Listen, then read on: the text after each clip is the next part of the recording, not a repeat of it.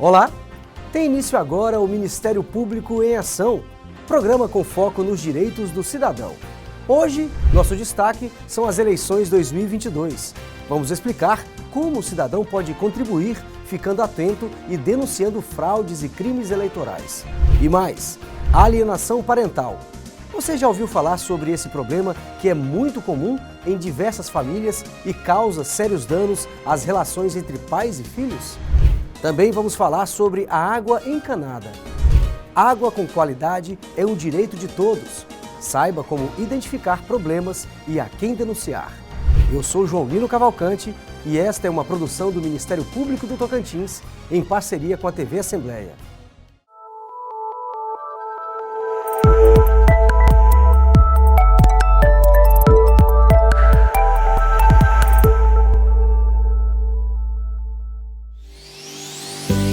Chegou o aplicativo MPTO Cidadão, mais uma ferramenta que veio reforçar sua cidadania, conectando você com os seus direitos.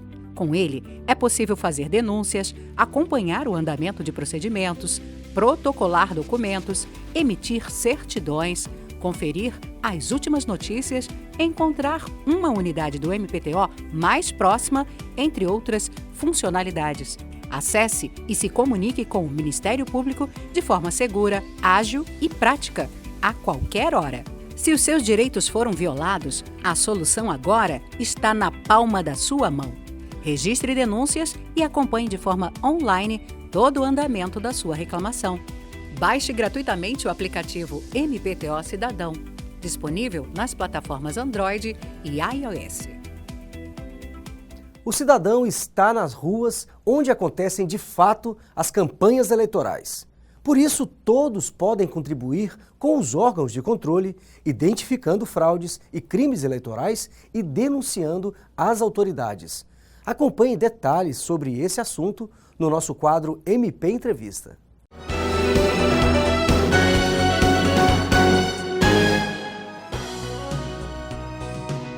Olá! Sejam bem-vindos a mais um quadro de entrevistas do nosso programa Ministério Público em Ação. Eu sou João Lino Cavalcante e hoje eu entrevisto o coordenador do Grupo de Trabalho Eleitoral do Ministério Público do Tocantins, Dr. Selen Guimarães Guerra Júnior, e o promotor eleitoral, Saulo Vinhal. Olá, doutores, sejam bem-vindos. Bom, o nosso tema é o Guia Eleitor Fiscal, lançado recentemente pelo Ministério Público, que tem o objetivo de estimular o cidadão a ficar atento e denunciar fraudes e crimes eleitorais, correto? Bom, vou perguntar inicialmente para o doutor Selen. Doutor, nessas eleições, a internet deve ter um peso importante, né, em função das redes sociais, os candidatos cada vez mais engajados nas redes sociais, mas eu gostaria de saber o que é vedado ao candidato e partidos nesta área da internet.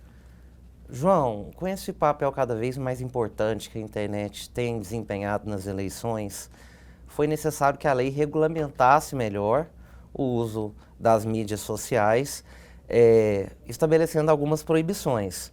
Entre elas, pode citar o pagamento de impulsionamento feito pelo próprio eleitor. Esse impulsionamento só pode ser feito com limites pelo candidato. É vedada a propaganda eleitoral negativa, que é aquela que atribui qualidades negativas a outros concorrentes.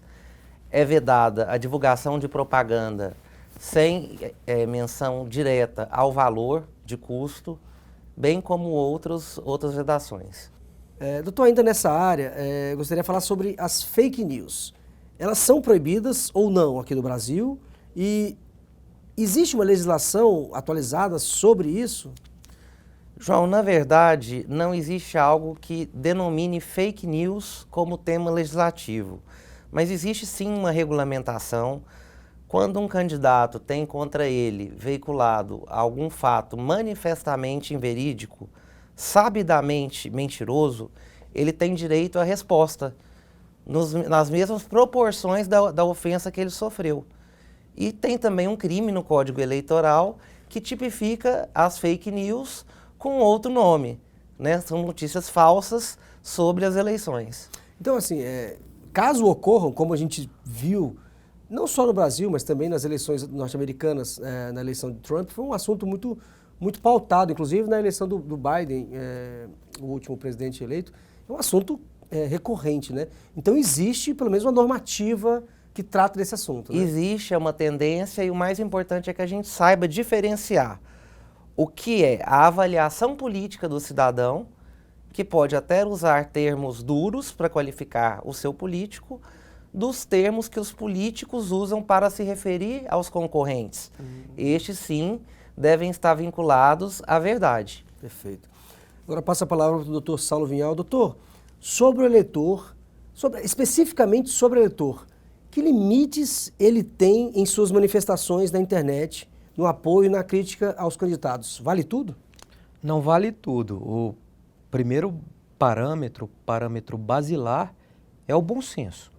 Mas para além do bom senso, nós também temos limites relacionados à legalidade daquela manifestação. Podemos pensar, por exemplo, em crimes contra a honra. São, obviamente, vedados. Nós não podemos injuriar, difamar, tampouco propagar notícias falaciosas, contrárias à verdade, em relação a quem quer que seja.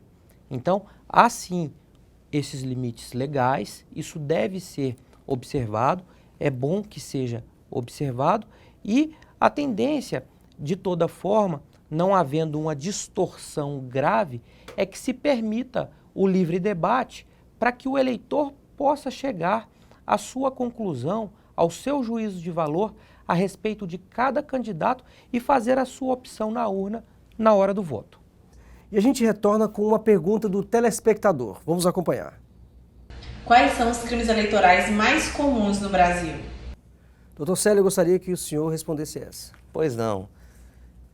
A gente pode afirmar que os crimes eleitorais mais comuns são, sem dúvida, boca de urna, né, que é aquela que tende a convencer o eleitor a votar ou a se abster de votar em benefício ou detrimento de algum candidato no dia da eleição. A compra de voto... No dia não pode, não pode haver esse convencimento. De forma alguma. Nos arredores das zonas eleitorais, não. Em qualquer canto. Campanha política, propaganda eleitoral, ela acaba antes, né? Perfeito. A compra de voto, seja ela concluída ou não, desde que haja o oferecimento da vantagem ao eleitor. Mesmo que seja uma gasolina, não precisa ser dinheiro em si. Não precisa ser dinheiro, qualquer vantagem. Pode ser até um emprego, por exemplo, né? E pode ser até uma vantagem não concretizada. A questão das fake news, que está tipificado no Código Penal, e os crimes contra a honra, João. Lembrando que a honra do candidato não é igual à honra do cidadão comum. O candidato ele está sujeito a críticas ácidas, a avaliações dos eleitores das mais variadas espécies. E para que sua honra seja violada, é necessário que seja algo realmente ofensivo e sabidamente inverídico. Perfeito, doutor. Agora, um questionamento do doutor Saulo. Doutor, como que o cidadão deve fazer para denunciar crimes ou fraudes eleitorais? A quem ele deve procurar? O que ele deve apresentar? Como é que é feita uma boa denúncia? Esse tema vem em boa hora porque vai com o lançamento de nosso guia Eleitor Fiscal. Aqui nós temos os canais físicos, que são as promotorias eleitorais mais próximas do cidadão, onde pode ir pessoalmente, e também nós fazemos o encaminhamento para os meios eletrônicos. Existe a possibilidade de formalizar estas denúncias tanto pelo canal da ouvidoria no portal eletrônico do Ministério Público do Estado do Tocantins, www.mpto.mp.br, como também pelo aplicativo do Ministério Público nos aparelhos de telefone celular, MPTO Cidadão. Perfeito. Lá existe um canal para denúncias. E é interessante que o cidadão se lembre sempre de procurar colher o máximo de elementos de prova possível, indicativos daquela fraude, daquela ilicitude, para que o Ministério Público possa fazer a avaliação e dar os encaminhamentos, eventualmente oferecer uma representação para retirada daquela ilegalidade ou mesmo propiciar a responsabilização dos infratores. Filmagens de celular é uma possibilidade? Filmagens de celular, fotografias, gravações. Exemplo, se tiver aí uma distribuição de cestas básicas para eleitores em troca de votos, a gravação vai muito auxiliar a dinâmica dos fatos, para que a gente possa atingir a realidade. E para finalizar nosso quadro de entrevistas, vamos fazer um bate-bola, perguntas rápidas e respostas rápidas também. Doutores, é possível votar sem título de eleitor? Sim, é possível votar com qualquer documento de identidade desde que haja foto. O importante é a foto recente que identifique o eleitor. CNH resolve. CNH resolve. Sim, sim. Quem não sabe onde é a sua sessão de votação, o que deve fazer? Como saber onde votar? Basta ingressar no portal eletrônico dos tribunais regionais eleitorais e verificar o local de votação a partir de consulta a dados pessoais. Perfeito. Se a maioria dos eleitores não votar, a eleição é anulada? Não, de forma alguma. Toda eleição, ela recebe como votos válidos aqueles não brancos e não nulos. Ou seja, os votos válidos são calculados desprezando-se os brancos e os nulos. Então, qualquer que seja a quantidade de votos válidos, a eleição é regular e seu resultado válido. Ainda nesse ponto, a última pergunta da nossa entrevista, votos brancos e nulos influenciam no resultado da eleição? Em verdade, conforme bem explicitado, os votos brancos e nulos são desprezados. Logo, não influenciam, porque é atingida a maioria dos votos válidos, ou seja, os votos que são efetivamente computados, seja em favor do partido, seja em favor da legenda. Na prática, se discutem duas correntes. Há quem diga que o voto nulo e o voto branco seja um voto de protesto. Nesse sentido, o eleitor está perfeitamente legitimado a abrir mão de uma votação válida, mas, no entanto, por outro lado, quem vota branco e vota nulo, segundo a crítica que eu faço, deixa para o restante dos eleitores escolherem qual será o candidato vencedor. Um assunto quentíssimo, estamos em ano de eleições gerais e infelizmente nosso tempo é curto e eu gostaria de agradecer a presença dos dois, deixando espaço para as considerações finais. Muito obrigado, João. O grupo de trabalho eleitoral se coloca à disposição do CESAF, do MP, da população e sempre que chamados estaremos aqui. Saulo? Muito obrigado, João. Excelente oportunidade para divulgarmos o nosso guia eleitor fiscal e a população pode ter acesso ao próprio guia pelo nosso portal. Chegamos ao fim do nosso quadro de entrevistas do programa Ministério Público em Ação. Lembrando que se os seus direitos ou os interesses da sua comunidade foram violados, procure o Ministério Público do Tocantins. Ligue 127, envie uma mensagem para o WhatsApp 63 9900 2720 ou baixe o aplicativo MPTO Cidadão. Até a próxima. Alienação parental. Um problema presente em muitos lares brasileiros que prejudica a relação entre pais e filhos e afeta o emocional de crianças e adolescentes.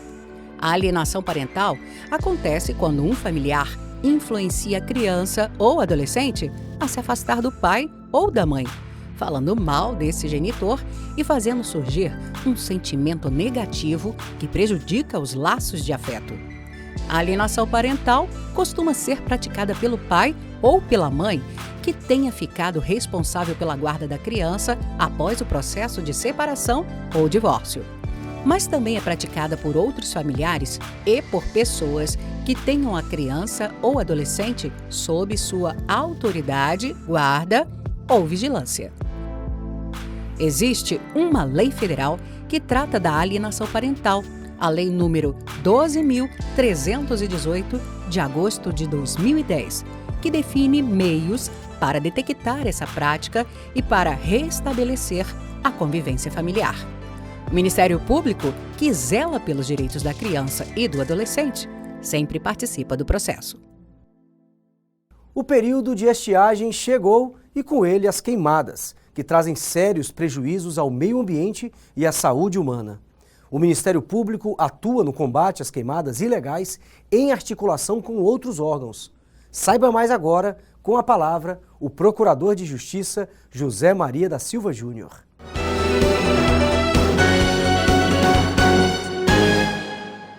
O Ministério Público atua no combate às queimadas no Tocantins juntamente com os parceiros do Comitê do Fogo, integrando estratégias e em ações de prevenção, de educação ambiental, combate e acompanhamento, tanto dos focos de calor quanto das cicatrizes de queimadas identificadas por imagens de satélites. O monitoramento das queimadas ele é feito por meio de sistemas de alertas de queimadas,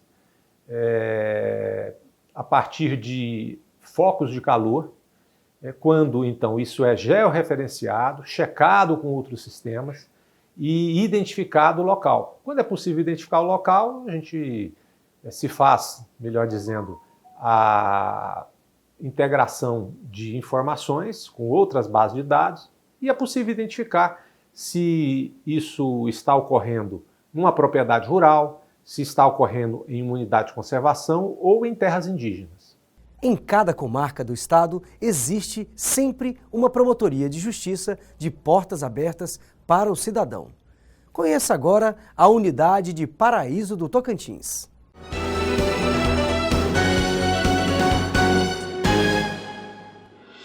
No Jardim Paulista, próximo ao Fórum, está localizada a sede das Promotorias de Justiça de Paraíso do Tocantins. Um prédio novo, recém-inaugurado, onde são bem atendidos os cidadãos que buscam o auxílio do Ministério Público para ter os seus direitos preservados. Nas promotorias de justiça são atendidos os moradores de Paraíso do Tocantins e também de Abreolândia, Divinópolis, Marianópolis, Monte Santo e Pugmil, que fazem parte da mesma comarca.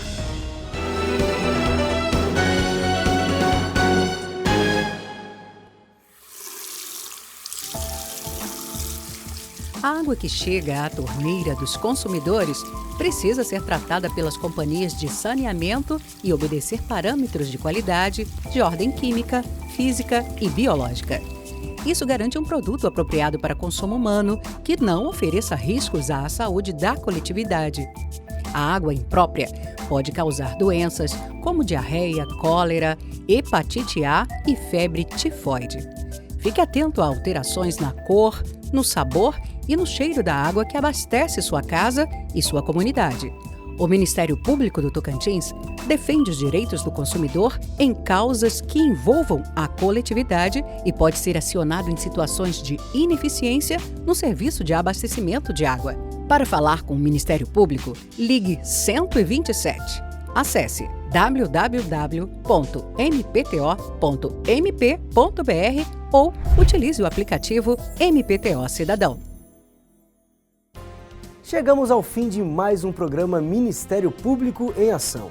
Eu agradeço a sua audiência e até o próximo programa.